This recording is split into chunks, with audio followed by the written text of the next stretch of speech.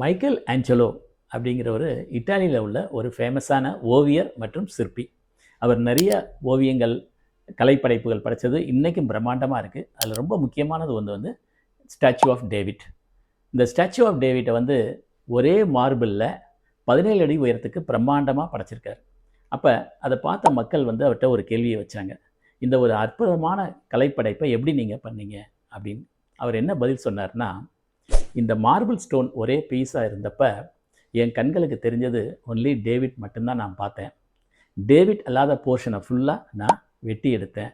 அதான் என்னுடைய வெற்றிக்கு காரணம் அப்படிங்கிறார். ஸோ இதுலேருந்து நம்ம என்ன தெரிஞ்சுக்கலாம் அப்படின்னா, ஹூ யூ ஆர் அப்படிங்கிறது நமக்குள்ளே தான் இருக்குது.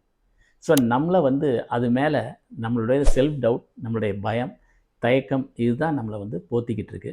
ஸோ அதெல்லாம் ரிமூவ் பண்ணோம். அந்த தேவையில்லாத பயம், செல்ஃப் டவுட் இதெல்லாம் ரிமூவ் பண்ணோம்னா நமக்குள்ளே ஒளிஞ்சிருக்கிற நம்ம டேவிட் ஹூ யூ ஆர் அப்படிங்கிறத நம்ம எடுத்துக்கலாம். This is dream big with doctor J. I am doctor J, your transformation coach.